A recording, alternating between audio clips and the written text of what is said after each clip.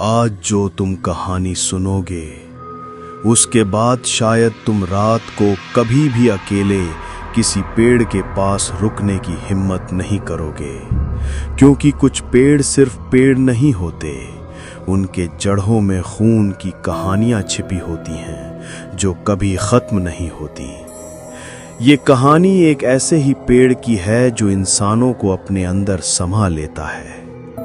रात अंधेरी थी और हवा में एक भयानक सन्नाटा था। गांव के कोने में वो पीपल का पेड़ खड़ा था जिसके बारे में कहावत थी कि उसके पास रात को रुकना मौत को दावत देना है। उस पेड़ के पत्ते लाल थे, जैसे खून से रंगे हुए।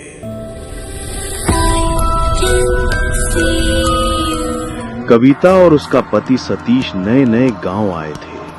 उनको इस पेड़ के बारे में ज्यादा जानकारी नहीं थी। पहले ही दिन जब कविता रात को खिड़की पे पर्दे डाल रही थी तो कविता की नजर उस पीपल के पेड़ पर पड़ी। जब कविता ने ध्यान से देखा तो उसे पेड़ के नीचे एक लाल कपड़ों वाली लड़की का साया खड़ा दिखा।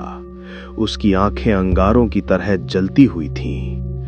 कविता का जैसे खून जम गया, लेकिन जब उसे दोबारा देखने की हिम्मत की तो वो साया गायब हो चुका था।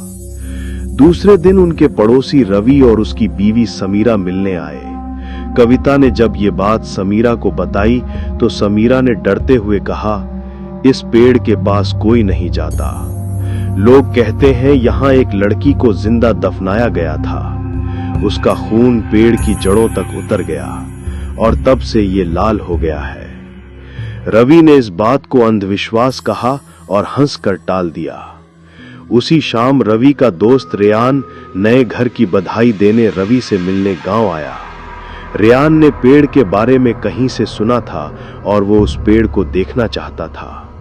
वो सतीश और कविता को साथ लेकर रात के अंधेरे में पेड़ के पास पहुंचा। पेड़ के पत्ते हवा से खरखरा रहे थे, जैसे कोई धीमे से रो रहा हो। टॉर्च की रोशनी में पेड़ के तने से एक लाल हाथ निकल आया और गायब हो गया। तीनों डर के वापस भाग आए। अगले दिन एक बुजुर्ग ने उन्हें समझाया, तुमने पेड़ को परेशान किया है, अब वो पेड़ तुम्हें बुलाएगा। जो भी उस पेड़ के पास रात को जाता है उसकी मौत पक्की है। बुजुर्ग ने हाथ जोड़ के विनती की कि उस पेड़ के पास रात को मत जाओ। लेकिन किसको पता था कि असली खेल तो अब शुरू होने वाला है। रात को कविता ने फिर उसी लाल कपड़ों वाली लड़की को पेड़ के नीचे खड़े देखा।